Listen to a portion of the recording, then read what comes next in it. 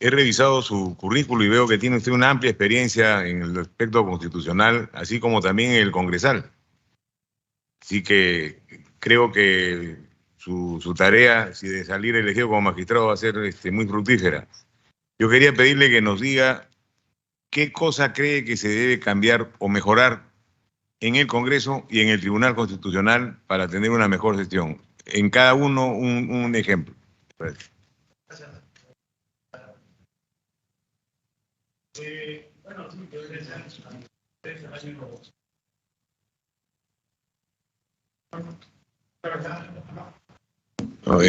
Hola, Mayor.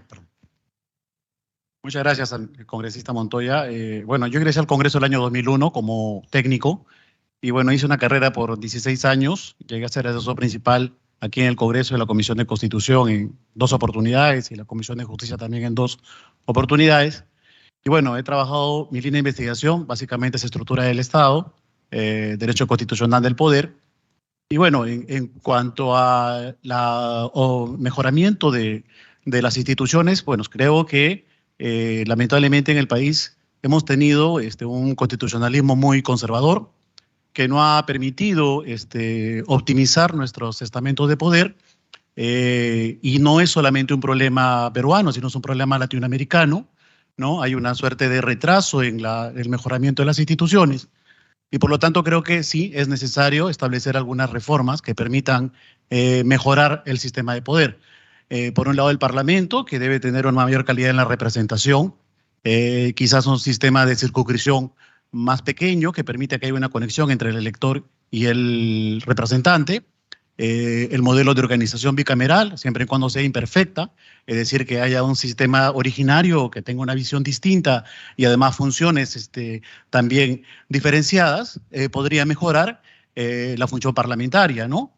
Por otro lado, también creo que es importante que, como diría el maestro Francisco García Rada, superar esa suerte de plutocratización de la política, que hace pues de que básicamente lo que importe es las campañas o el financiamiento de campañas muy millonarias y se premie muy poco al mérito o a la legitimidad de la representación. Entonces creo que hay un conjunto de reformas en realidad que cambiar a nivel del Congreso y ciertamente también a nivel del Tribunal Constitucional, ¿no? Yo creo que el Tribunal Constitucional tiene que estar más cerca de la ciudadanía. El mandato de la Constitución es que el tribunal es el órgano que conoce los pedidos de tutela cuando estos han sido denegados por el Poder Judicial, pero sin embargo el Tribunal Constitucional actual, por ejemplo, a través de una jurisprudencia, un denominado precedente, el presidente Vázquez Romero, prácticamente ha bloqueado cualquier acceso a la justicia constitucional a través de la denominada sentencia interlocutoria denegatoria. Ese es un nefasto precedente que ha hecho que el 97% de causas que llegan al Tribunal Constitucional no se conozcan. Simplemente con una resolución, una calificación tipo un auto, simplemente la rechazan. Y solamente se abocan al 3%, de los cuales el 1% es lo único que estiman. Entonces creo que ahí sí es elemental tener que hacer un cambio de nuestro sistema dentro de un contexto, diría yo, de una reforma integral del aparato de poder, que eso es trascendental, porque si seguimos reformando aisladamente, corremos también el riesgo de generar inconsistencias en el sistema político. Repito, creo que es trascendental una reforma integral. ¿Usted consideraría posible un trabajo conjunto entre el Tribunal Constitucional y el Congreso para mejorar el sistema? Congresista, fíjese usted que el Tribunal Constitucional nace para colaborar con los poderes del Estado. El Tribunal Constitucional no es un poder que esté por encima del Parlamento, es un órgano tensionador de los poderes clásicos. Es decir, el Tribunal Constitucional tiene que guardar el absoluto respeto al poder político.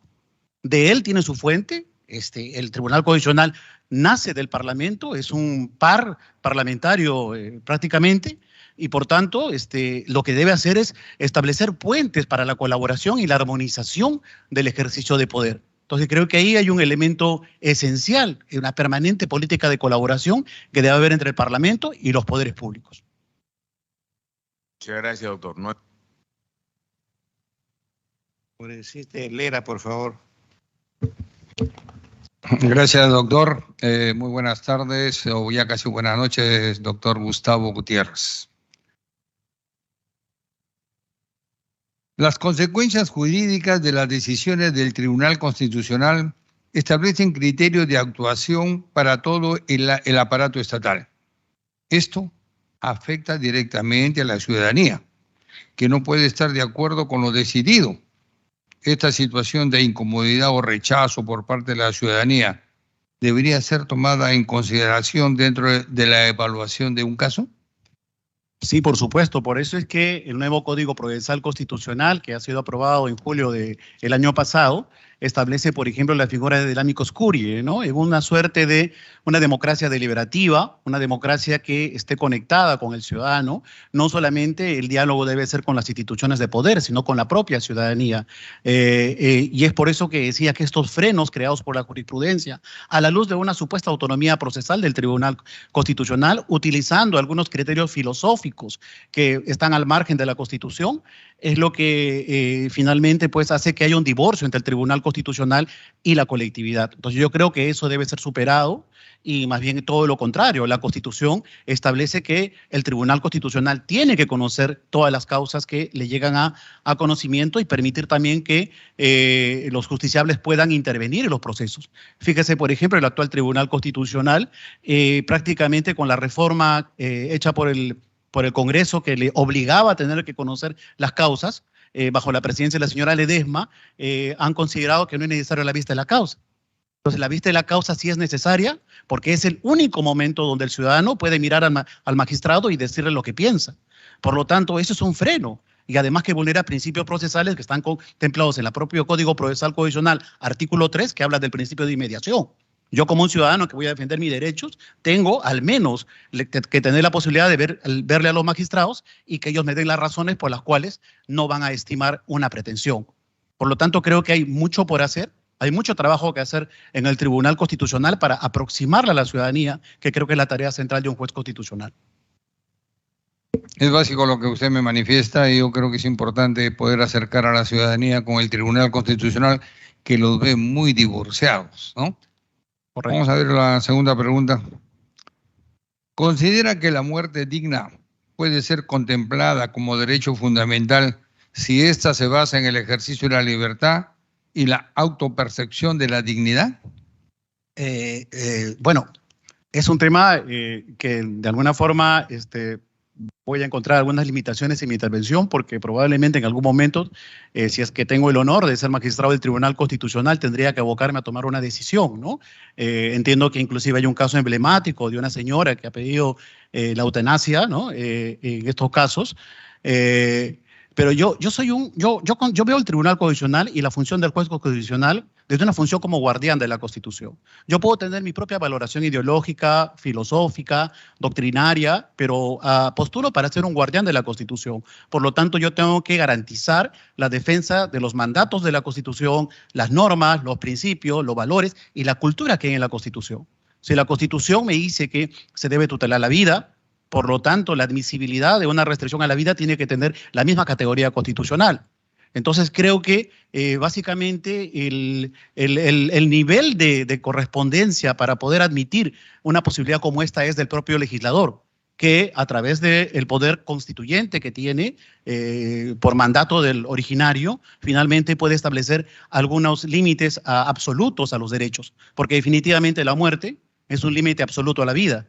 Y por más que corresponda definitivamente a un modelo, el modelo tiene que estar establecido en las fuentes que presiden un ordenamiento jurídico. Por tanto, yo creo que debe estar incorporada en un texto constitucional cualquier limitación absoluta a los derechos.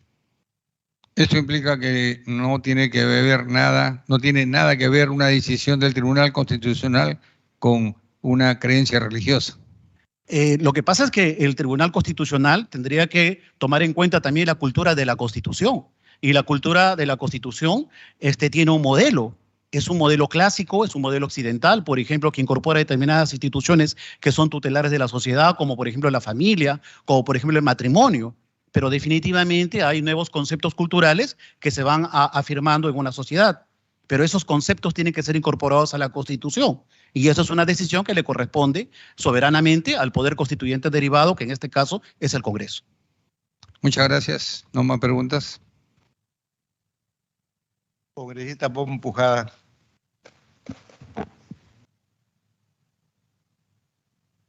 Doctor Luis Gustavo Gutiérrez, usted fue jefe del área de defensa de leyes del Congreso de la República.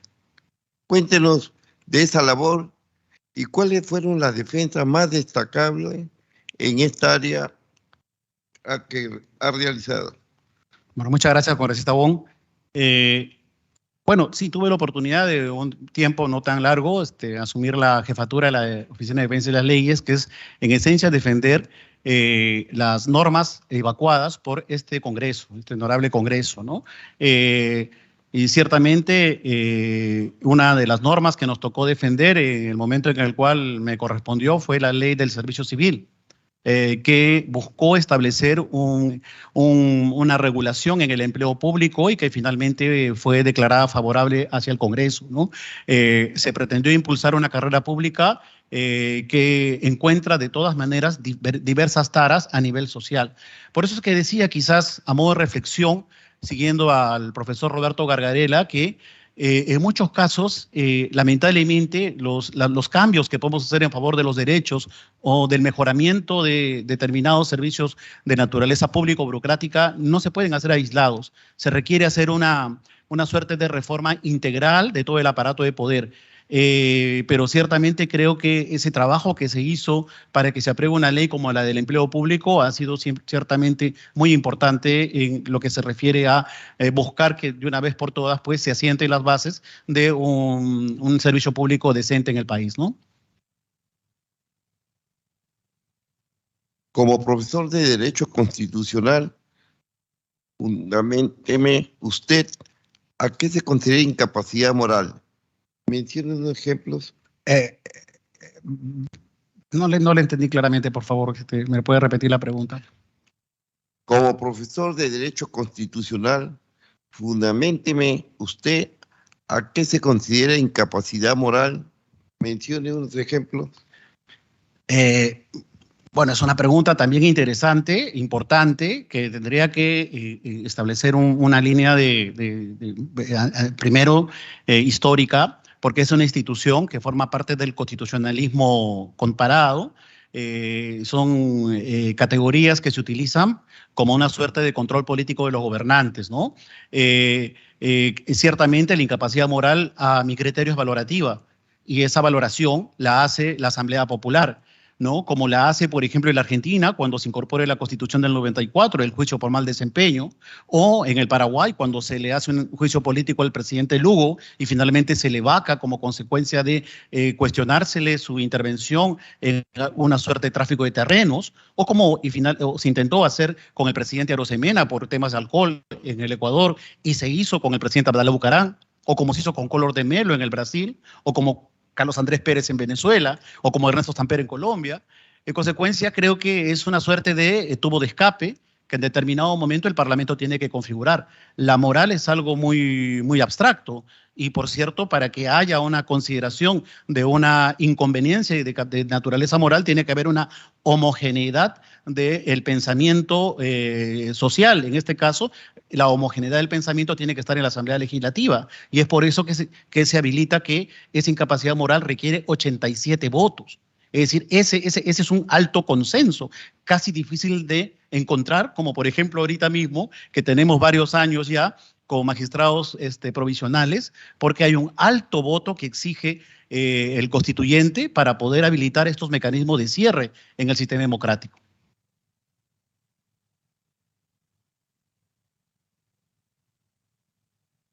En el Perú, respecto a la defensa de los derechos constitucionales, ¿qué reformas o modificaciones propondría usted si en caso fuera elegido miembro del Tribunal Constitucional? Gracias, congresista. Mire, como le digo, aspiro como magistrado a ser un guardián de la Constitución. Por lo tanto, las reformas le corresponde al poder político, pero sí como académico o como profesor, además que ya lo he escrito, sí podría quizás dar mi opinión al respecto.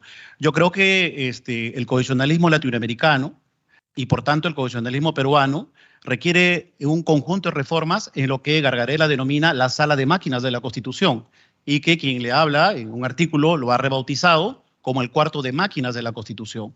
Yo creo que si es que queremos atender los derechos sociales, tenemos que mejorar la estructura del Estado. No podemos mantener un sistema judicial que tenga bajos niveles de credibilidad, que tenga procesos que duran 30 años, un ministerio público que tenga una regulación del año 82, es decir, una norma preconstituyente, la ley orgánica del Ministerio Público del año 82, un parlamento tan pequeño que carece en muchos casos de representación como consecuencia de la falta de una regulación más amplia que permita una mejor calidad de la representación, un parlamento que en muchos casos, perdón, un poder ejecutivo que no tiene ministros en realidad, sino coordinadores, ¿no? Secretarios, pero hasta los secretarios en Estados Unidos tienen mayor poder y por lo tanto pues hay una necesidad de tener que reformar todo el aparato de poder. Son 20.000 millones de soles que se pierden al año por la corrupción, duplicamos instituciones de poder, y por lo tanto creo que toda esa estructura es la que requiere una reforma integral. Entonces yo creo que el Congreso debería formar en todo caso una comisión especial o la Comisión de Constitución debiera realizar una reforma integral a la estructura de poder sin temores, porque en realidad no es un problema de la Constitución del 93, es un problema del constitucionalismo latinoamericano, que definitivamente solamente ha tomado modelos extranjeros y no ha valorado esos con las instituciones propias de nuestra realidad y que requieren quizás un amoldamiento diferente a efectos de poder optimizar el ejercicio de poder. Entonces mi planteamiento sería, en resumen, en que se reforme todo el aparato de poder. Gracias, presidente. Doctora Luque Ibarra. Gracias, presidente. Muy buenas tardes, señor Buenas Pixel. Voy a iniciar con algunas preguntas para que nos esclarezca información que hemos conocido a través de Contraloría. En una información que está en parte de Contraloría, se advierte que la empresa Gutiérrez Tixe Abogados y Consultores registra deudas tributarias con cobranzas coactivas, ¿no? Que se han iniciado en el 2021, de las cuales usted es socio fundador. ¿Usted nos puede precisar el estado de estas deudas? ¿Cuál es la situación actual? ¿Cuál considera que es su responsabilidad, ¿no? Más allá, digamos, que sean pues temas evidentemente de la persona jurídica. Sí, bueno, yo tengo una pequeña razón social. No es básicamente me dedico a los temas constitucionales, congresista. Y bueno, durante la pandemia hemos tenido muchas dificultades, usted debe saber, y en realidad yo no he solicitado ningún préstamo ni a ningún tipo de beneficio que el Estado ha ofrecido. En consecuencia, con las dificultades de la pandemia, las declaraciones, en realidad el contador demoró en presentarlas y por tanto nos impusieron unas multas. Esas multas al final ya las hemos cancelado con anterioridad. Habíamos planteado un fraccionamiento y en el otro lado una solicitud de una reclamación, pero habían sido canceladas en el interín. Y tan es así que hoy día puede usted ingresar al sistema web y va a encontrar que esas multas ya no existen, son inexistentes. Gracias, señor Pixel. Mi segunda pregunta es, bueno, usted ha sido asesor de una candidatura presidencial en el proceso de 2021, además ha sido abogado ante el Jurado Nacional de Elecciones de un candidato, cuyo partido de hecho ha tenido representación parlamentaria. Creo que es importante que usted nos pueda decir cómo usted nos garantiza en sus decisiones de ser integrante del Tribunal Constitucional, cómo nos va a garantizar la imparcialidad en sus decisiones futuras. Gracias por la pregunta, congresista. Mire, yo no he sido en ninguna oportunidad asesor presidencial de nadie. Yo soy un abogado constitucionalista y me imagino que se refiere al caso de mi defensa al señor Rafael López Aliaga en un amparo por un caso concreto. Es que el señor tenía una conferencia de prensa en la cual utilizó un gorro con el logo de su partido. Y de su camioneta salió con la gorra hacia el local donde iba a dar una conferencia de prensa y el Jurado Nacional de Elecciones le quiso imponer una sanción a su partido como consecuencia de haber utilizado la gorra.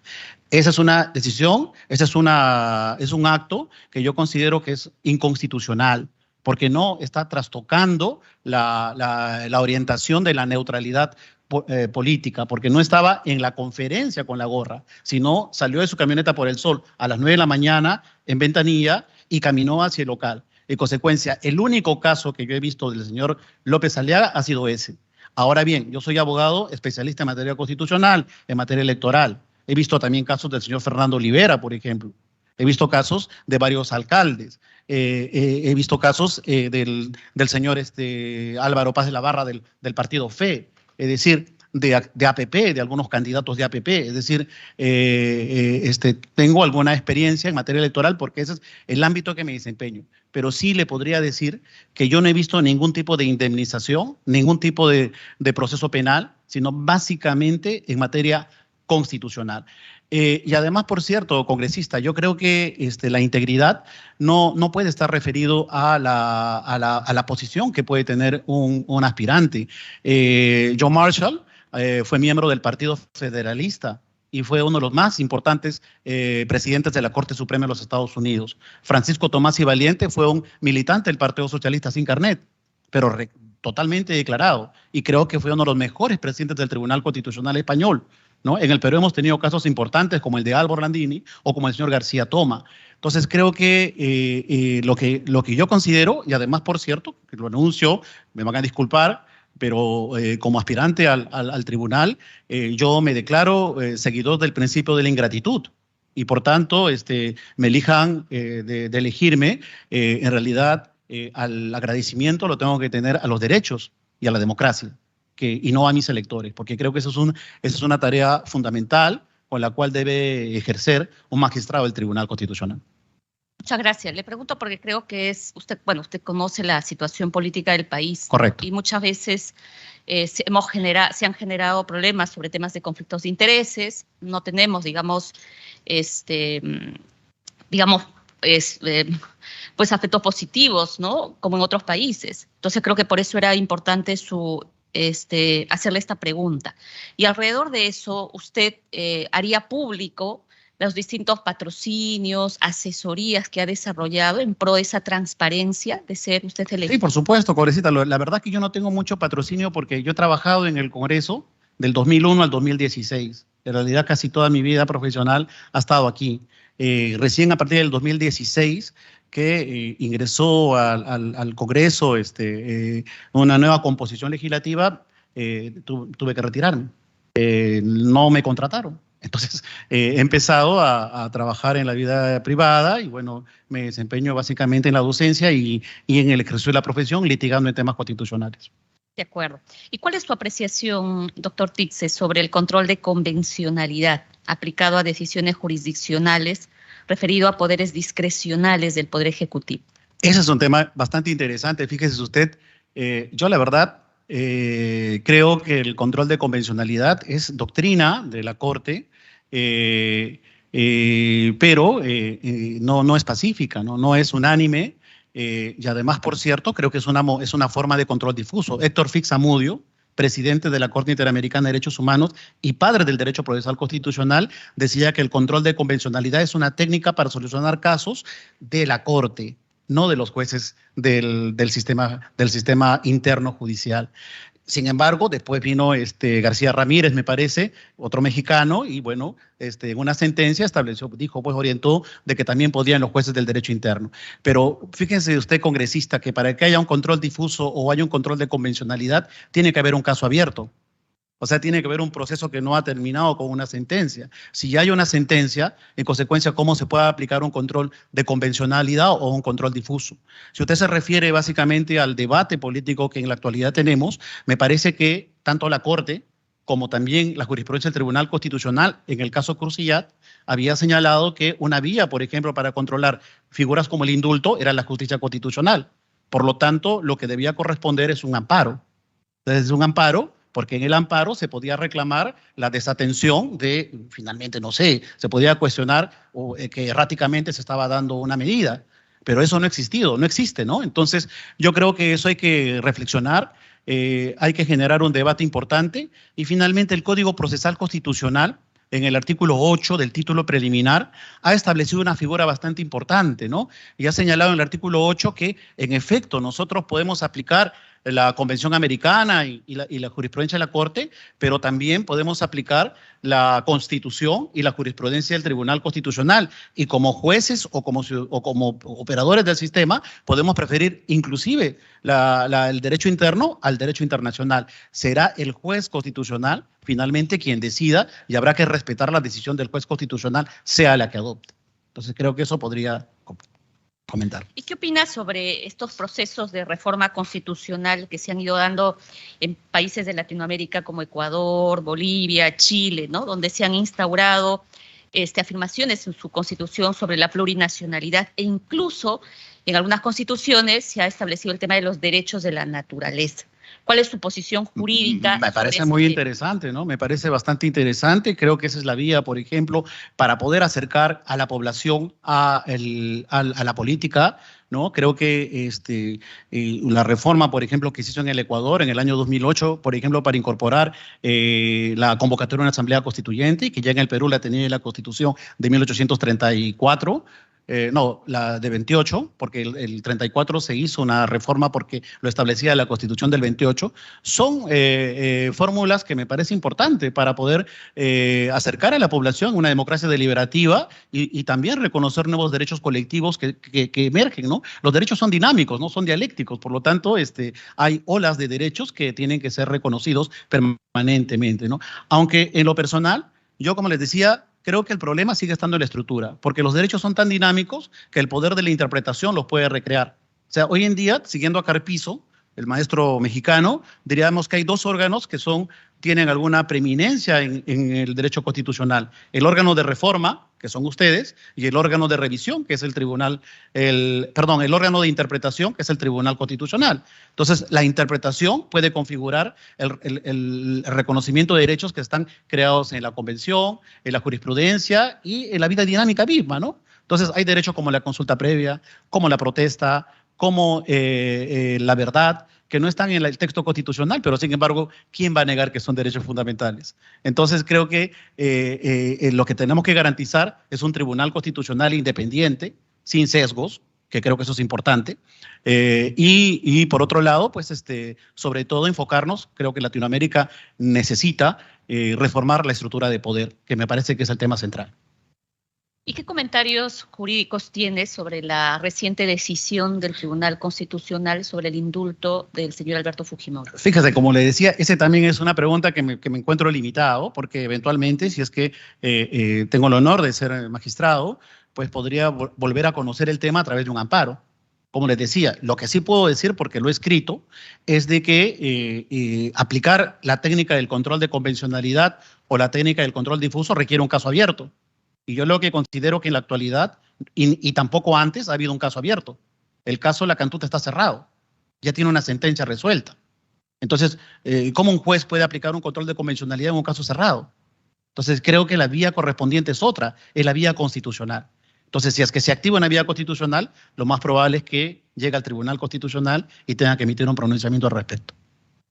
Finalmente, ¿qué aspectos, digamos, de sentencias que ha fijado la Corte Interamericana de Derechos Humanos considera que son relevantes para el país, ¿no? Que desde su experiencia, como usted nos está señalando, podrían mejorarse, ¿no? O aportarse, no sé, en las decisiones del Tribunal Constitucional? Bueno, pese a todo, pese a las polémicas que se han podido tener, creo que la Corte Interamericana ha sido importante el rol que ha cumplido durante su funcionamiento, ¿no? Creo que sí hay que ser críticos y ya hay varios países latinoamericanos que proponen reformar la Corte porque todo estamento de poder tiene que resguardar las competencias de otro, o sea, no debe extralimitarse, además es residual, pero sí ha tenido muchos aportes, sobre todo en derechos indígenas, ¿no? En derechos indígenas, en derechos de las mujeres, ¿no? En derechos de prensa, libertad de expresión, caso Almonacid Arellano, por ejemplo, ¿no? La no censura previa, ¿no? Entonces creo que sí hay aportes importantes, ¿no? En materia convencional que finalmente han sido instrumentalizadas por el Tribunal Constitucional, el caso derecho a la pensión también, o el caso 5 pensionistas, por ejemplo, o en el caso de desapariciones forzadas, ¿no? Que ha permitido de alguna forma concretizar el derecho a la verdad, que creo que es importante en aras, yo sí tengo una perspectiva distinta, en aras a la reconciliación. que creo que es un mandato constitucional, ¿no? Es un mandato constitucional histórico, además, ¿no? Que lo merecemos desde los inicios de la República. Andamos peleados desde los inicios de la República. Creo que es necesario establecer vigas que nos unan, ¿no? Para consolidar una nación. Entonces, creo que de esa perspectiva sí han habido aportes importantes de la Corte Interamericana de Derechos Humanos. Presidente, una pregunta final a mérito de lo que usted está señalando. ¿Cuál es su definición de reconciliación? Bueno, pregunta bastante interesante. Yo creo que eso lo tienen que definir los políticos a través, por ejemplo, en España, después del franquismo, el rey Juan Carlos convocó a los pactos de la Moncloa, ¿no? Los alemanes, después de la unificación alemana, pues enterraron cartas de seguimiento para que sean las futuras generaciones, sin sesgos, sin rencor, finalmente encuentren la verdad. Pero hay una necesidad de reconciliación y de unidad. Y creo que los puntos de concordia finalmente los tienen que definir los políticos. Y son los partidos políticos y es la clase política la que tiene que tomar esa decisión. Gracias. Gracias, presidente. Corresponde hacer sus preguntas al congresista Nano García. Gracias, presidente. Doctor, buenas noches ya. Cuando uno revisa su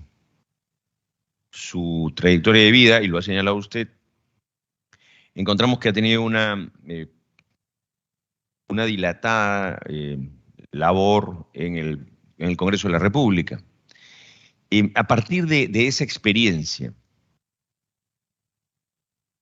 ¿dónde cree usted que podrían haber mejoras en las fricciones constantes entre el Ejecutivo y el Congreso, varias de las cuales terminan en el Tribunal Constitucional, ¿no?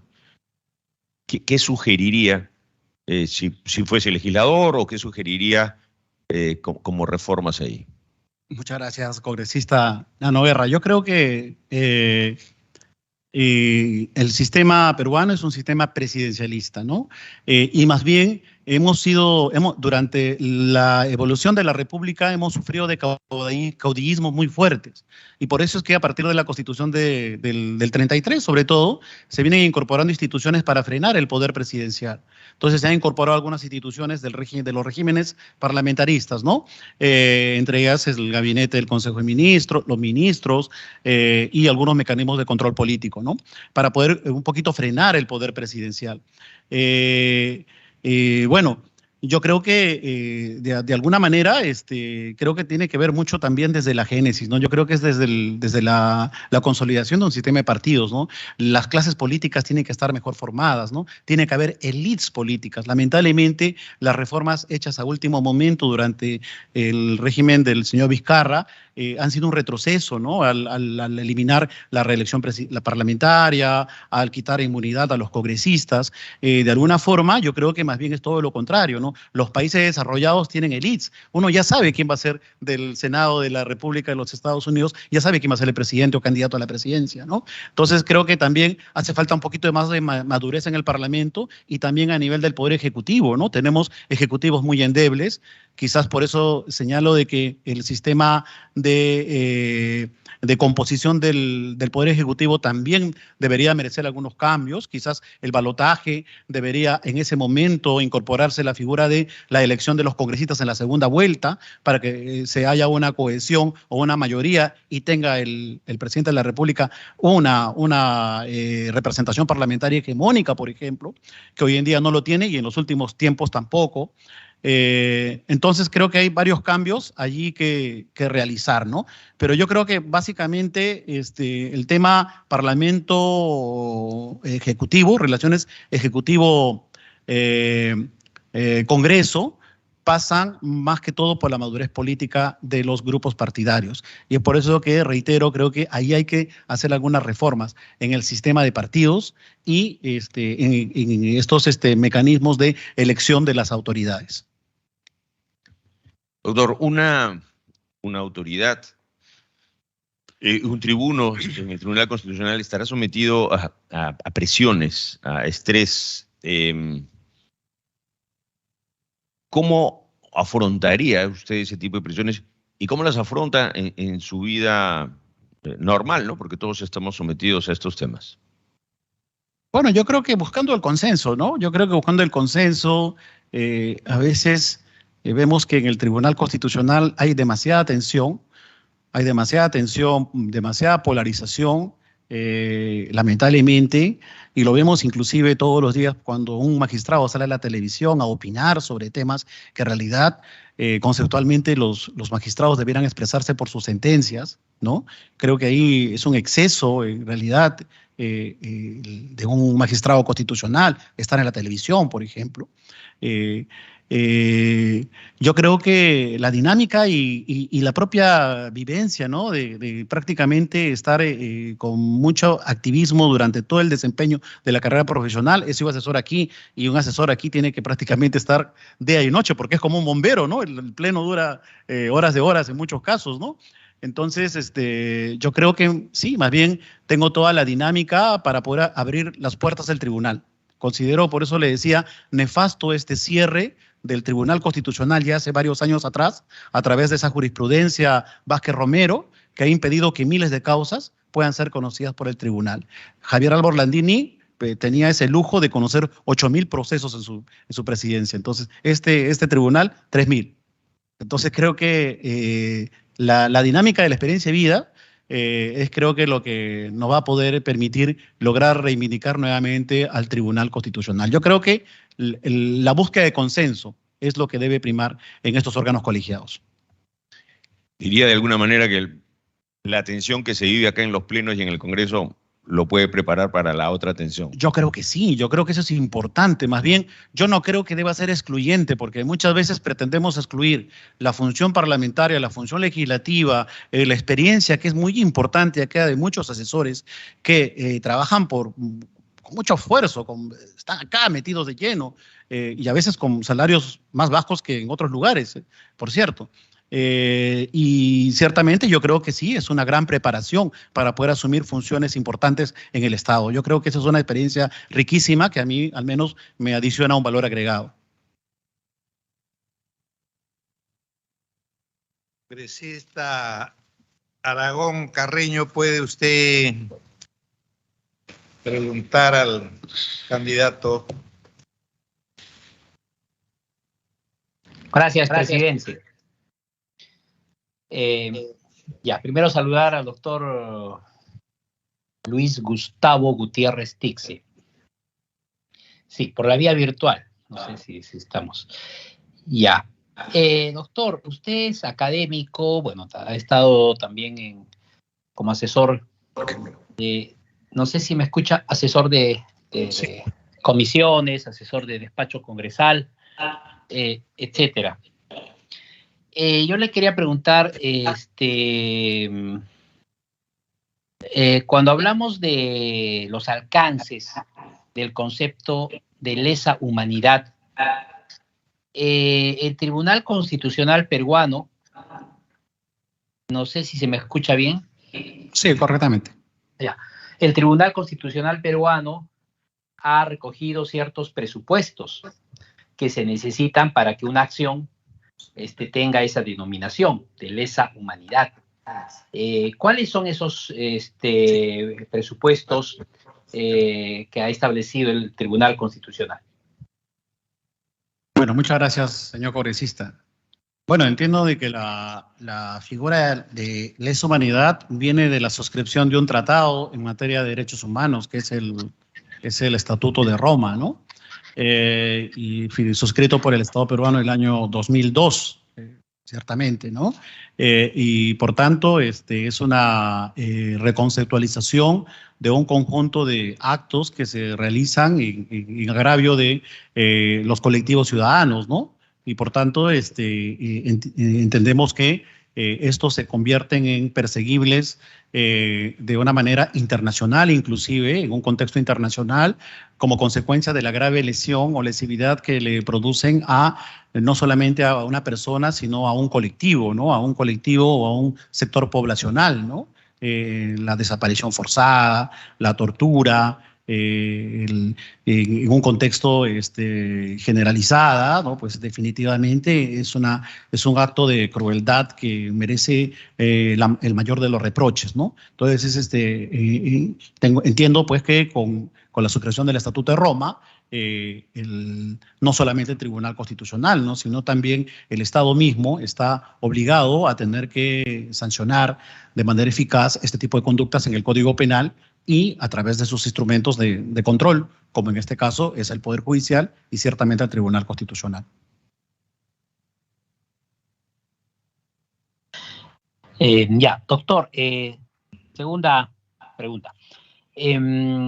Entendiéndose que los delitos de lesa humanidad tienen per se una característica de imprescriptibilidad, existe una convención que es la Convención sobre la Imprescriptibilidad de los Crímenes de Guerra y de Lesa Humanidad. ¿Qué opinión le merece al respecto esa convención? Bueno, yo creo que es importante en razón de que muchas veces este tipo de delitos son difíciles de perseguirse, ¿no? Porque lleva de por medio el aparato estatal, ¿no? Que en muchos casos eso hace que se generen tiempos largos de impunidad, ¿no? Yo creo que sí, es una medida excepcional porque, reitero, es un acto de lesión a los pueblos y por tanto su declaratoria de imprescriptibilidad es una garantía y una herramienta para poder ser perseguibles, ¿no? Entonces sí, yo creo que sí, o sea, tenemos un nuevo marco internacional y nacional suscrito el año 2002 con el Estatuto de la Corte del Estatuto de Roma. Y ciertamente creo que esa es una victoria del derecho internacional, de los derechos humanos, ¿no? Pero ciertamente es importante tener que cumplirla e implementarla. Dentro de su experiencia académica y también a través de artículos jurídicos y textos jurídicos, ¿cuál cree usted, doctor, que es la experiencia más importante en cuanto a aporte a la investigación científica desde el punto de vista jurídico, en cuanto a su investigación, usted que ha escrito libros, etcétera? Bueno, muchas gracias por la pregunta. Yo he hecho mi tesis de maestría en Derecho Constitucional sobre la inmunidad parlamentaria, ¿no?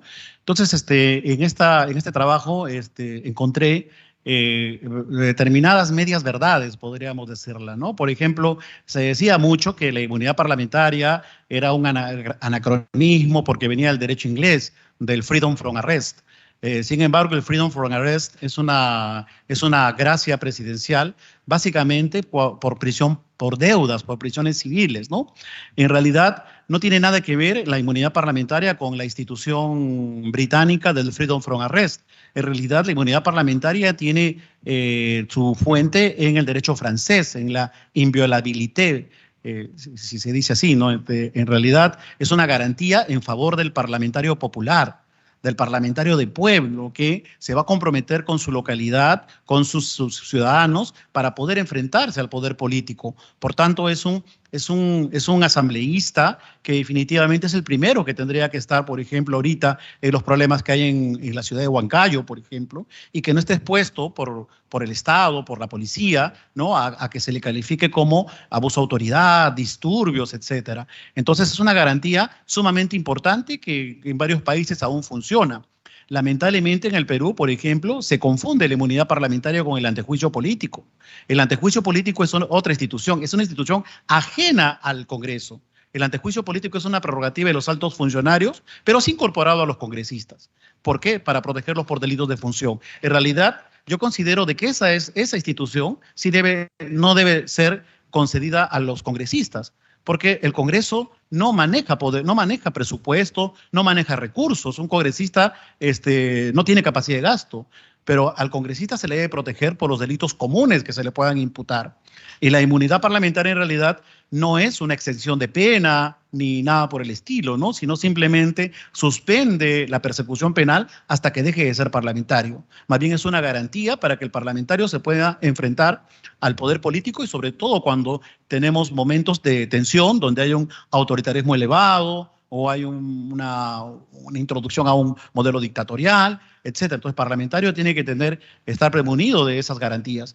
Lamentablemente se ha confundido, ¿no? Hay un caso emblemático, me parece, hoy en día, que es el de una congresista que se le acusa de haber recibido dinero de una municipalidad o de unas personas ligadas a una municipalidad, y bueno, la prensa misma señala de que tiene inmunidad. En realidad, la congresista nunca ha tenido inmunidad al respecto. La inmunidad protege por delitos comunes. Lo que la congresista o excongresista ha tenido es antejuicio político. Y como le vuelvo a reiterar, el antejuicio político creo que es una figura que no debe existir, al menos para los parlamentarios, no debiera existir, pero sí la inmunidad parlamentaria.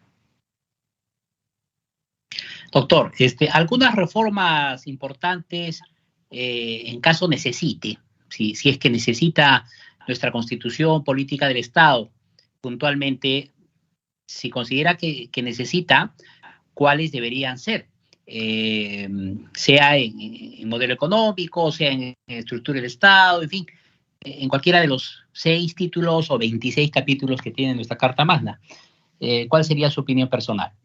Bien, congresista, yo creo que la Constitución también, quizás por diferentes factores de índole político, no ha sido desarrollada. Creo que ese es un tema también que tenemos que enfrentar al momento de analizar si es que merecemos una reforma o no. Por ejemplo, el artículo 58 de la Constitución establece una economía social de mercado. Por lo tanto, si establece una economía social de mercado, el mismo concepto de economía social de mercado permite un grado de intervención de parte del Estado en las actividades económicas. No hay una ley de desarrollo de la intervención económica del Estado. También el Estado establece inclusive las empresas del Estado por razones de necesidad pública y de conveniencia nacional, por ejemplo, o inclusive también los contratos ley que de alguna forma deben ser compatibilizados con el artículo 103 de la Constitución que proscribe el abuso del derecho. Tampoco hay legislación al respecto. No hay legislación sobre las comunidades campesinas y nativas, por ejemplo, también que me parece importante tener que desarrollar, por ejemplo, su derecho preferente a la tierra de las comunidades campesinas y nativas, ¿no? En tema de consumo, en temas del aparato estatal, como le vuelvo a reiterar, el Ministerio Público tiene una ley de hace 30 años, casi 40 años.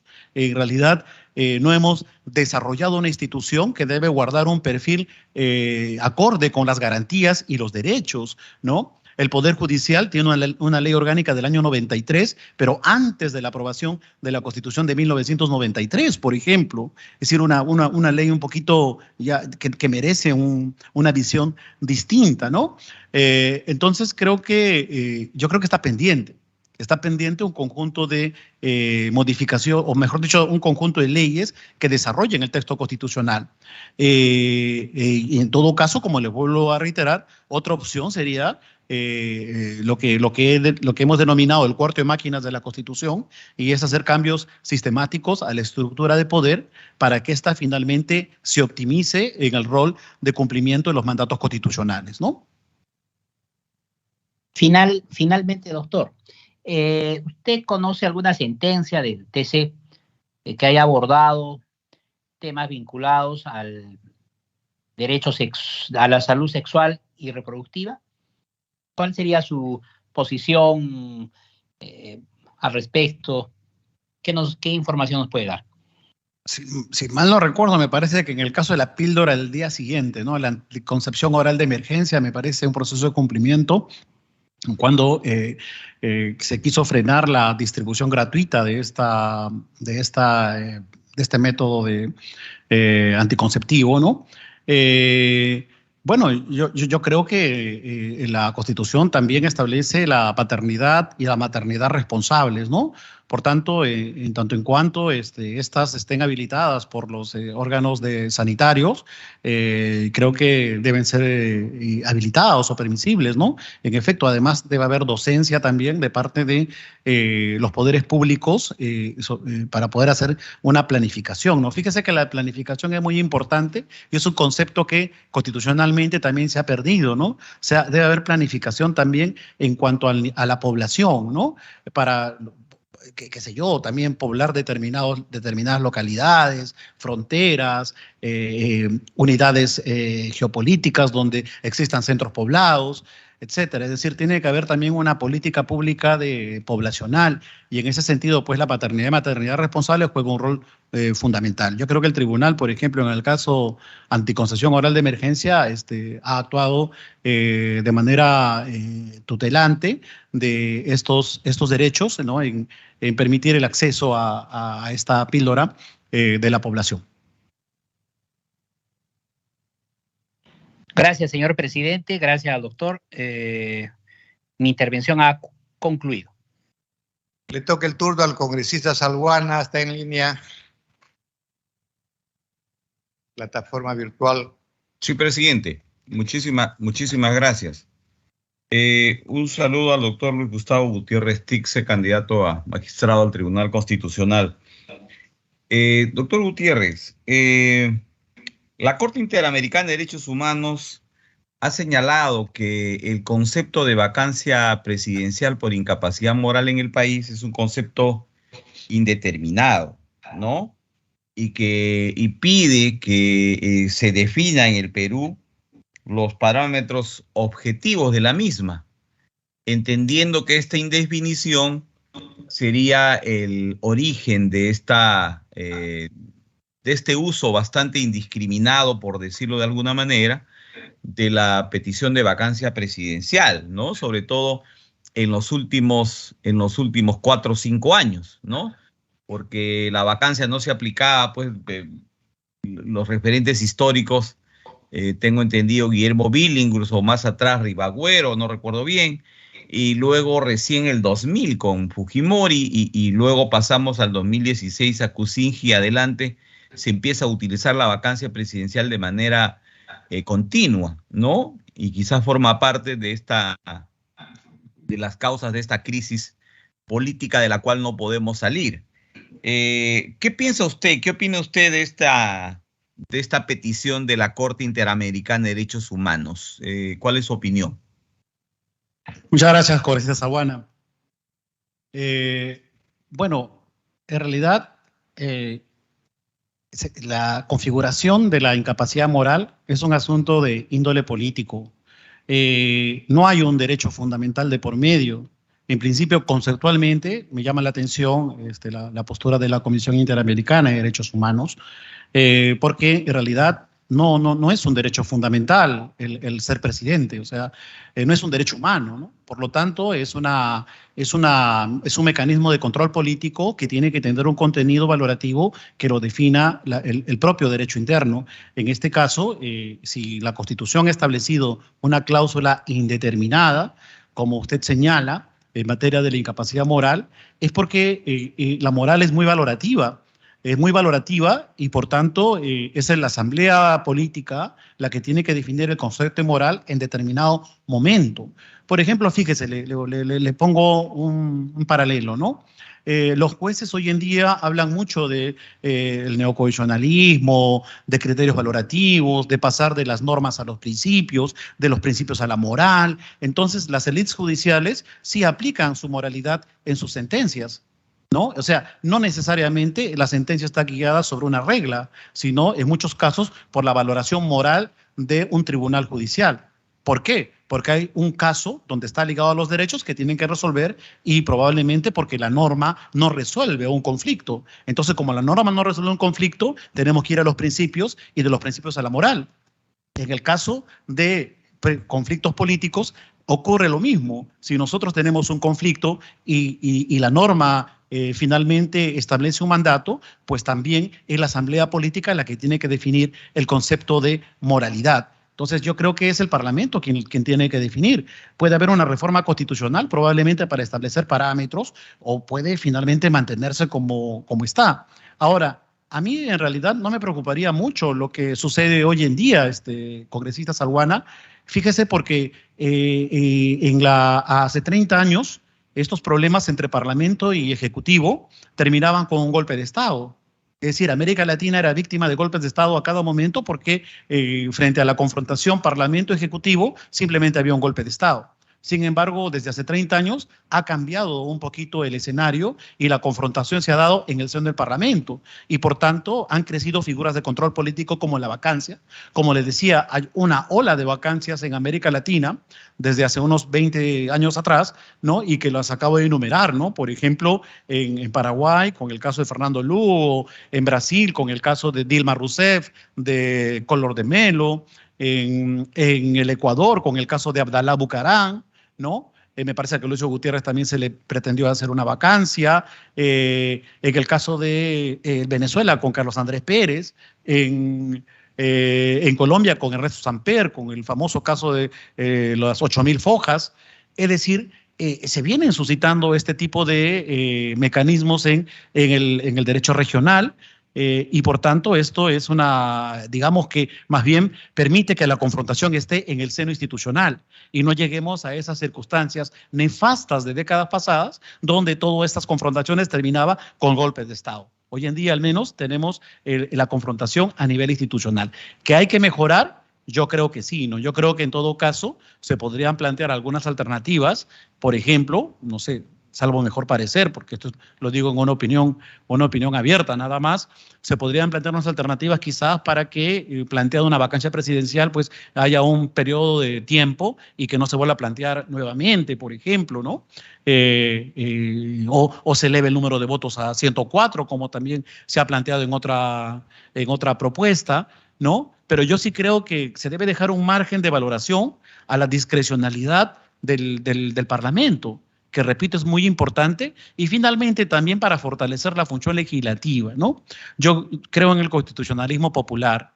La función legislativa tiene que fortalecerse con el paso del tiempo y eso significa pues que el Parlamento también tiene que asumir un rol tutelante de las garantías constitucionales. Hablando de participación popular en las normas constitucionales, ¿qué opinión tiene usted de la exigencia de un sector de la población en cuanto al tema de una asamblea constituyente? ¿No? La recolección de firmas, lo que señala el artículo 206 de la Constitución, ¿no? En contraposición a esa recolección de firmas, con lo cual se pretendería que esta asamblea constituyente sea convocada a través de vía referéndum, ¿no? O sea, que este referéndum establezca la posibilidad de que la población sea consultada y desea mayoritariamente un referéndum para instaurar una asamblea constituyente, lo cual resulta contraria a la propia ley de participación ciudadana, pero bueno, es el concepto de los que están promoviéndola. Y lo que señala el artículo 206 de la Constitución, ¿no? Que habla de que establece que todo cambio constitucional, toda reforma total o parcial, tiene que ser realizada o llevada a cabo en el Congreso de la República, ¿no? ¿Cuál es su punto de vista al respecto? Muchas gracias, Congresista Salbuana. Fíjese que cuando una constitución está vigente, un ordenamiento constitucional, un Estado constitucional garantiza un principio fundamental que es el de la rigidez constitucional. Y por tanto, si ya entró en vigencia una constitución, se debe establecer mecanismos que hagan difícil su cambio o su propia reforma, ¿no? Entonces, eso garantiza un Estado democrático constitucional. La mayor parte de los países establecen procedimientos cualificados para la reforma de la Constitución o inclusive el cambio total de la Constitución. Por lo tanto, en realidad yo como constitucionalista me tengo que ceñir a lo que establece la Constitución, o sea, apuesto como guardián de la Constitución, y la Constitución en el artículo 206 es taxativo, ¿no? El Congreso se convierte en un poder primario al momento de que reforma la Constitución, y el mecanismo de participación ciudadana es a través del referéndum, que finalmente complementa una decisión de reforma del Congreso cuando se somete a consulta popular, conforme al artículo 206. O sea, otras salidas, en realidad, desde la Constitución no existen. Y si es que se quiere una asamblea constituyente, yo creo que hay mecanismos o la experiencia comparada nos puede demostrar cuál es la vía, ¿no? En Chile, la Constitución del 80 ha sido modificada para poder convocar una asamblea constituyente. En el Ecuador igual, ¿no? La Constitución ecuatoriana establece en su propio texto la posibilidad de una asamblea constituyente. Entonces creo que esa es la salida, ¿no? Se hizo, por ejemplo, en el Perú, cuando se hizo el recorte del mandato presidencial en el año 2000 al 2001, precisamente a través de una incorporación de una norma en sede constitucional. Entonces creo que esa es la salida, ¿no? O sea, la legítima aspiración de las mayorías o minorías en una población tiene que sujetarse siempre a lo que establece la Constitución. Eso es trascendental, ¿no? O sea, resguardar y respetar la Constitución es lo que nos hace ciudadanos, ¿no? Por tanto, creo que los mecanismos tienen que estar habilitados en la propia Constitución. Y ciertamente, quizás una postilla al respecto, ¿no? Las constituciones dejan de ser hijas de su tiempo, ¿no? Las constituciones trascienden a sus hacedores, ¿no?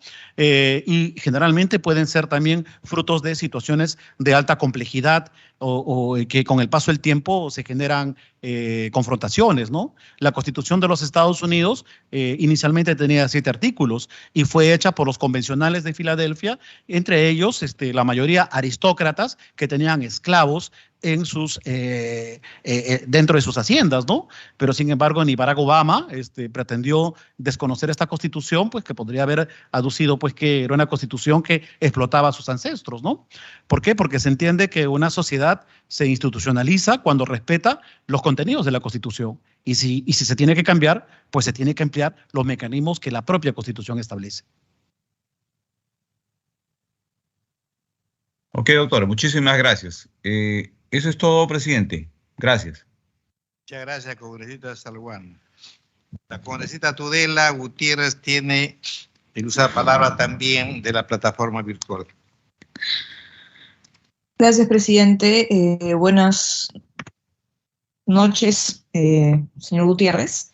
Buenas noches. Primera pregunta va en relación al capítulo económico de la Constitución. Me gustaría saber, de acuerdo a su criterio, bajo qué supuesto se debe aplicar el principio de subsidiariedad del Estado. Muchas gracias, congresista Tudela. Bueno, la Constitución establece un rol subsidiario del Estado, ¿no? Y lo dice claramente, ¿no? O sea, tiene que haber razones de necesidad, interés, utilidad pública para la intervención del Estado. No le está prohibiendo la intervención al Estado. Yo creo que si hay un margen importante de que el Estado pueda participar directamente en la actividad económica, ocurre en países de Europa o países inclusive en América Latina. Y por tanto, creo que en determinadas circunstancias podría ciertamente intervenir, como por ejemplo en una situación de una emergencia sanitaria, ¿no? Una pandemia, por ejemplo, en la cual se dificulta la venta, por ejemplo, de medicinas, ¿no? O el uso de clínicas, ¿no? Ciertamente creo que ahí la intervención de parte del Estado en razón de la necesidad pública se realiza, ¿no? Cuando también la empresa privada no puede cubrir una demanda social, poblacional, ¿no? Y el Estado tiene esa capacidad y obligación de tener que intervenir, ¿no? Creo que lo que falta es una ley que desarrolle la actividad subsidiaria del Estado. Creo que eso está pendiente, o sea, como le decía en otra de las preguntas, está pendiente la regulación de muchos aspectos de la Constitución, ¿no? Y los modelos, finalmente, le corresponde al legislador tener que adoptarlos. Pero creo que el principio fundamental es que el Estado sí puede intervenir en la actividad económica, en tanto en cuanto hay una necesidad pública debidamente comprobada, ¿no? Definitivamente, y hay una demanda de tal magnitud que si el Estado no interviene, en todo caso, pues genera una suerte de indefensión de la población. Y quizás eso es lo que viene ocurriendo a nivel nacional desde hace décadas, ¿no? Un país tan próspero como el nuestro, con una generación importante de riqueza, lamentablemente, pues no ha podido cumplir el rol subsidiario para poder atender a muchos sectores de la población que hasta el día de hoy vienen siendo olvidados, ¿no? Basta llegar a la Amazonía peruana nomás para poder advertir la insuficiencia, por ejemplo, del Internet. Y el Internet es un derecho humano, congresista Tudela. Sin embargo, la empresa privada no puede llegar a brindar ese servicio. He tenido la oportunidad de ser docente en Iquitos y bueno, con los alumnos hemos tenido que hacer clases de madrugada para que baje un poquito el tráfico del Internet. O sea, a ese nivel estamos, ¿no? Entonces, definitivamente en estas circunstancias, el Estado tiene el deber de intervenir. El Estado podría intervenir también en estos temas. O sea, sí hay aspectos esenciales, al menos los principios, creo que están establecidos en la Constitución, pero como le digo, creo que lo que falta es una regulación legal que permita materializar los principios económicos de la subsidiariedad en la praxis. Perfecto. Me gustaría saber qué últimas recientes decisiones del Tribunal Constitucional relativas al capítulo económico de nuestra Constitución le han llamado la atención, ya sea positiva o negativamente. ¿En materia económica? Así es, en materia económica. Sentencias del tribunal. Bueno, fíjese usted que ha habido un caso, en realidad un amparo, que el cual he tenido la oportunidad de ser partícipe, ¿no? Porque yo he sido abogado de la Municipalidad de La Molina en el habeas corpus que se interpuso contra el AMSAC, en razón de el peaje, ¿no? Porque hay una vía alterna paralela que sale para la separadora industrial y que al final, pues, los usuarios pagan por ese peaje un monto, ¿no? Y al final es un sobrecosto, ¿no? O también en el caso que también, otro caso del Tribunal Constitucional, en el caso de el no cobro del peaje durante la emergencia sanitaria, la pandemia, ¿no? En estos casos, me parece que esta fue una norma dada por el Congreso que aprobó que no se pague el peaje durante la emergencia sanitaria y el Tribunal Constitucional declaró inconstitucional esa norma. Y en el caso del habeas corpus también la terminó revocando, ¿no? Yo creo que aquí el tribunal es muy ortodoxo en cuanto a los derechos económicos. Yo creo que es una medida mercantilista. Considero de que los derechos económicos como tal no son tampoco absolutos y por tanto la propia Constitución establece determinados mecanismos que deben frenar el abuso. Por ejemplo, repito, el artículo 103 de la Constitución que establece la prohibición del abuso del derecho. Y ciertamente si uno va al diario de debates y lee a Carlos Torres y Torres Lara, que fue el ponente principal, él señalaba taxativamente, ¿no? Estamos dándole un conjunto de beneficios al empresariado, pero por cierto, tampoco no vamos a poder admitir que el empresariado finalmente mercantilice las actividades económicas donde hay un perjuicio para la población. Por tanto, vamos a dejar en el 103 la cláusula del abuso de derecho. Oiga, usted tiene derecho, pero no puede abusar, ¿no? Y hay situaciones en las cuales pues se tiene que frenar, ¿no? Se tiene que de alguna forma controlar ese exceso de qué sé yo, de atribuciones como consecuencia de el uso de una actividad económica. Entonces, a mí, yo ciertamente creo en en caso del TC hubiese fallado, digamos, en contrario, eso hubiese implicado, digamos, abrir la puerta a que se modifiquen contratos vía ley. No, de ninguna manera, ¿no? Porque son temporales, ¿no? Son temporales y estamos hablando tanto en el caso del peaje de la emergencia sanitaria, creo que muchas empresas tuvieron que dejar de funcionar, algunas de ellas inclusive tuvieron que sujetarse a una serie de restricciones y controles, muchos ciudadanos tuvimos que sacrificar también patrimonio personal de por medio y por tanto creo que las cláusulas que se establecen son excepcionales. Un contrato no es absoluto tampoco, ¿no? Por lo tanto, tiene que haber una vía, la vía del control constitucional. Entonces, la vía del control constitucional es excepcional, ¿no? En tanto en cuanto se habilite una vía de control constitucional que compagine estas situaciones, pues yo creo que sí es admisible la intervención. Ciertamente, por ejemplo, si una empresa privada, un hospital, cobra 100.000 soles por una cama en una situación de emergencia, no se podría decir pues que el derecho a la libertad de contratación está por encima del derecho a la salud, ¿no? Entonces, por eso creo que es importante, congresista, que se regulen estas instituciones, que se regulen y se establezcan a nivel legal las previsiones en las cuales se puede salvaguardar los derechos, ¿no? Frente a las actividades económicas. Entonces, creo que por principio, las cláusulas... ¿Y no que cree establece que estas situaciones excepcionales, digamos, están reguladas en el Código Civil?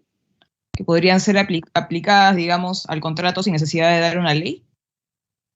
Mire, el contrato ley, por ejemplo, no es propiamente un derecho fundamental, ¿no? Es un derecho constitucional, porque el constituyente lo ha garantizado en la Constitución, tomando en cuenta, pues, que en la experiencia política de nuestro país, sobre todo en los años 80, la inversión privada no tenía garantías. Por lo tanto, desde ahí creo que es una norma que ha tenido un alto nivel de polémica. Yo creo que es importante. Yo creo que es importante porque está orientada básicamente a la gran inversión.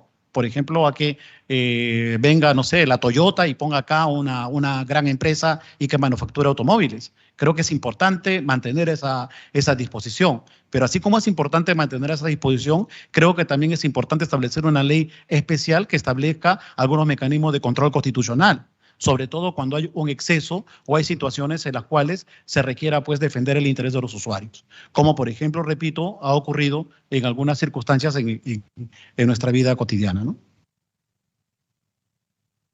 Además de esta sentencia que declaró la inconstitucionalidad de esta ley que permitía la suspensión del pago de peajes, ¿qué otra ley considera usted que fue, ya sea correcta o incorrectamente declarada inconstitucional por el Tribunal Constitucional en los últimos años? En materia económica, ¿me dice, Congresista? No, en cualquier materia. Ah, bueno. Bueno, mire, congresista, yo lo he escrito además, ¿no? Yo creo que, por ejemplo, la sentencia del Tribunal Constitucional que validó la disolución del Congreso es una sentencia que en realidad es inconstitucional a mi criterio, ¿no? Pero parto de un principio, ¿no? Respeto la decisión del Tribunal Constitucional. O sea, ya el Tribunal Constitucional decidió y cuando el tribunal se pronuncia, finalmente se tiene que acatar. Pero sí considero que es una decisión inconstitucional, en razón de que no puede haber una interpretación fáctica de la confianza. Y quizás eso también obedezca a que no se han regulado determinadas instituciones de la Constitución. Por eso hablaba de la estructura de poder. Tenemos un reglamento del Congreso congresista del año 94, que ya es un mostrito porque se han hecho modificaciones así al paso. En algún momento me tocó hacer un grupo de trabajo sobre reformas al reglamento. Por ahí en la Comisión de Constitución dejamos un informe, pero yo creo que se requieren hacer varias modificaciones al reglamento del Congreso, ¿no? Entonces, eso es fundamental, ¿no? Para preservar la institucionalidad y el equilibrio de poderes, ¿no? Entonces, creo que esa sentencia repito, no tuvo amparo constitucional, pero, repito, con el respeto que me merecen los tribunales, finalmente fue una decisión del Tribunal Constitucional y a mi criterio se tiene que respetar. Usted ha mencionado que hay varias modificaciones que son necesarias en el reglamento del Congreso. Me gustaría que, por favor, exponga una o dos modificaciones que considere necesarias. Por ejemplo, el control de la legislación delegada, congresista, ¿no? Prácticamente es un saludo a la bandera, ¿no? Hoy en día, porque se demora tanto la legislación se le otorga facultades al Poder Ejecutivo para que dicte decretos legislativos y estos dan cuenta al Congreso y, bueno, al final no se resuelven de manera inmediata porque muchas de ellas son inconstitucionales o rebasan la ley autoritativa, ¿no? Hay decretos de urgencia también. Los decretos de urgencia también merecen un control político, ¿no? Por lo tanto, el Parlamento debiera tener plazos perentorios para poder pronunciarse respecto a la legislación delegada, porque es parte de su función. O sea, cuando el Ejecutivo dicta un decreto legislativo o un decreto de urgencia, está sustituyendo al parlamentario, está sustituyendo al Congreso. Por lo tanto, lo mínimo que puede hacer el Congreso es un control político inmediato, a efecto de establecer la paz constitucional, ¿no? Que es un elemento central. O sea, el intérprete no solamente es el tribunal y los jueces, el intérprete también es el Parlamento, también tiene una función unificadora del derecho y, por tanto, en ese caso tiene que validar estos actos del gobierno.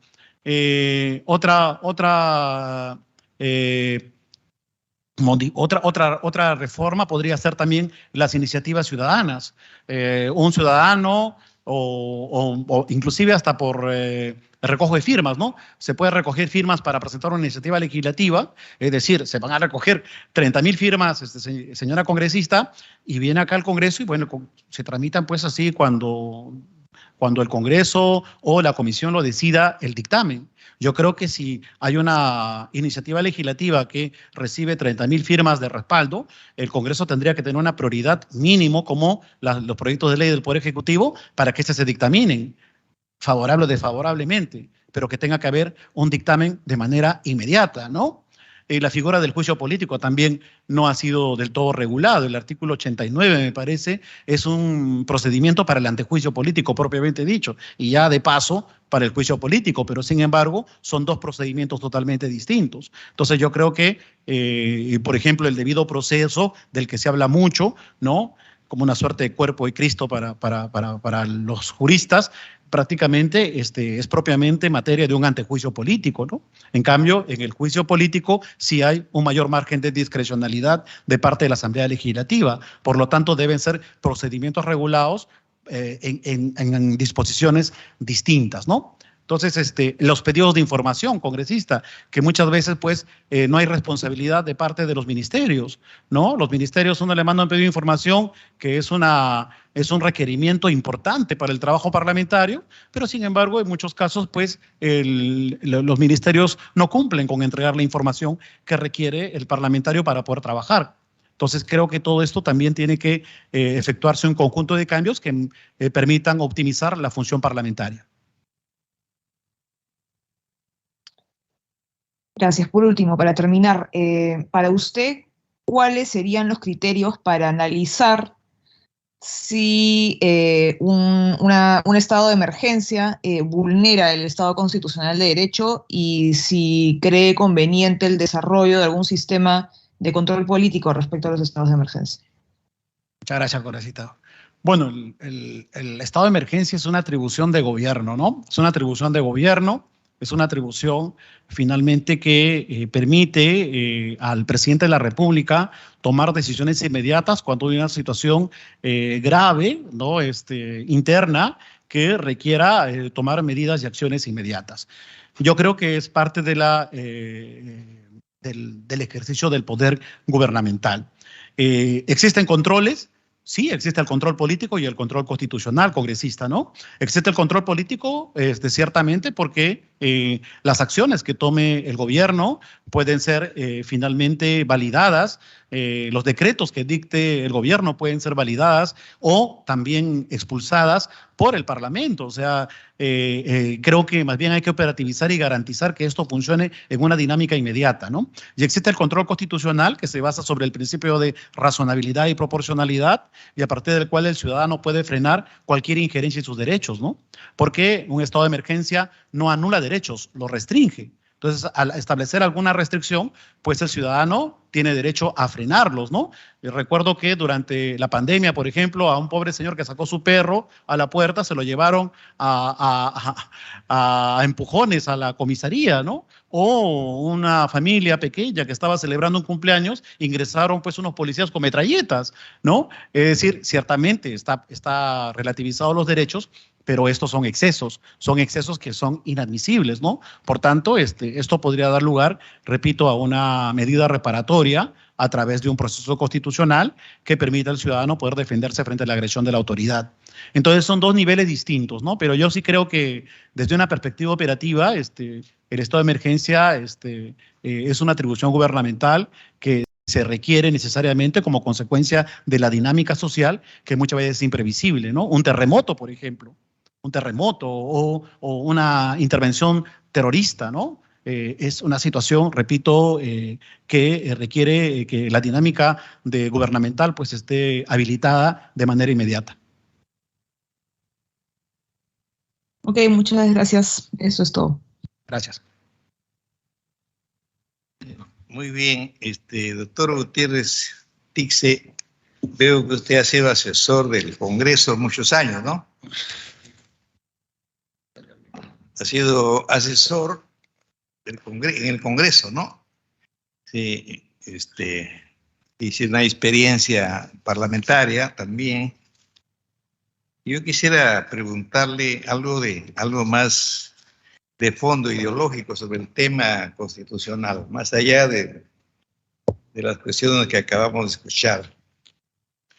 Mire, cuando Kelsen postuló su teoría de los tribunales constitucionales, como usted sabe, es porque había una situación en esos tiempos fáctica de sentido de que no creían en los jueces. Los jueces eran dependientes de los emperadores, los reyes.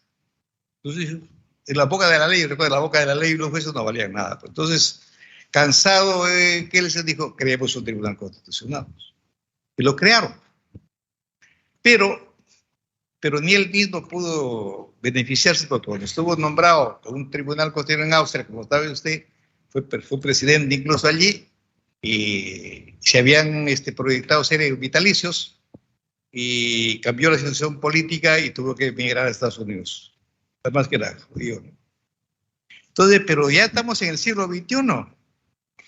Y el modelo, como usted sabe, alemán, es el tribunal más prestigiado del mundo, o por lo menos en la Comunidad Europea, a tal punto que lo tienen como patrón. Y el modelo alemán tiene su tribunal dentro de la cúspide más grande del Poder Judicial. Entonces, acá en el Perú se elige para muchos mal. O sea, siguieron esta teoría kelseniana y lo hicieron aparte del Tribunal Constitucional. Que con pequeños primaveras, el resto hay muchas críticas contra el Tribunal Constitucional. Entonces, hacer de que dependa la elección, de acuerdo con la Constitución, a partir del Congreso de la República, ¿no es cierto?, una discusión política, ha generado en los últimos tiempos un montón de problemas. Repartijas, la gente ha salido a las calles, recuerda usted, y los casos que resuelve el tribunal pues, se ha convertido en un poder judicial paralelo. Entonces yo leyendo a Schmitt, supongo que usted lo ha leído también, porque usted dice que es profesor de Derecho Constitucional. Schmitt, siguiendo la teoría incluso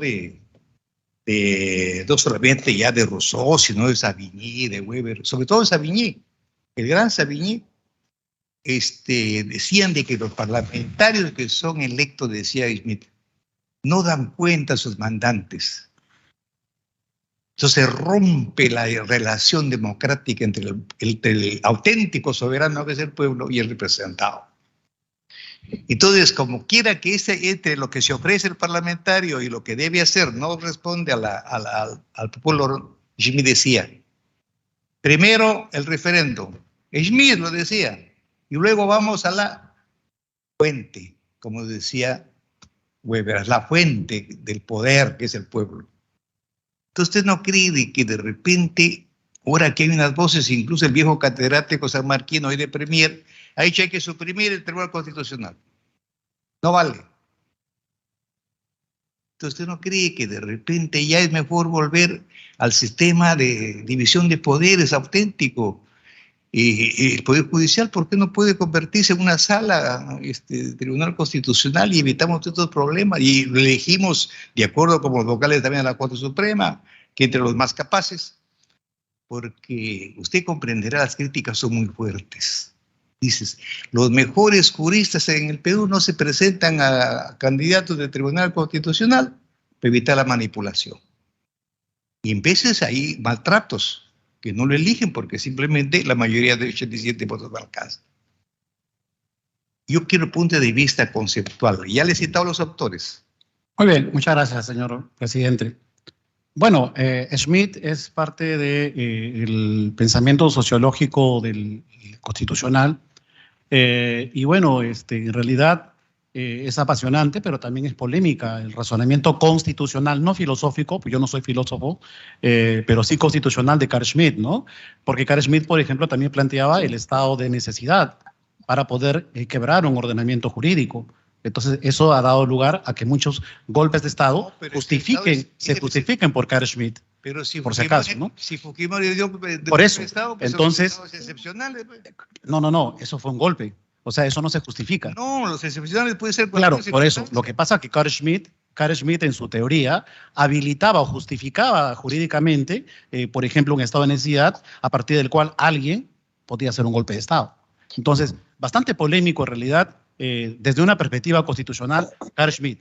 Pero Le adelanto que ahora está vivo y coleando Schmitt. no creo. Habermas lo ha recuperado. ¿Sabe quién Sí. es Habermas?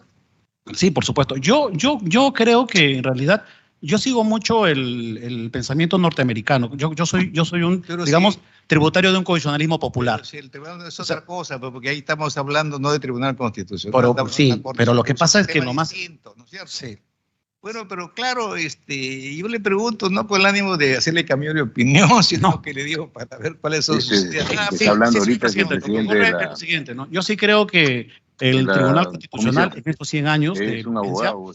han sido muy importantes. Que tiene 90, 80 han sido años. muy importantes en la Rojo, pero sabe ¿Usted no mucho. cree que se puede también a través de una Bien culto. forma de esta Él es el que preside la reunión. que el Tribunal Constitucional se haga con lo que estoy indicando yo. Él es congresista. Ahorita estamos teniendo, hay un proyecto en el Congreso, Sí, por ejemplo, para que se recupere el sistema de Cámara de Diputados y Cámara de Senadores. Y se dice que como que esta cláusula no es una cláusula pétrea en la Constitución, lo podemos modificar. sí, por supuesto. Entonces, ¿por qué un órgano autónomo, también como el Tribunal Constitucional, podríamos echarle Sí.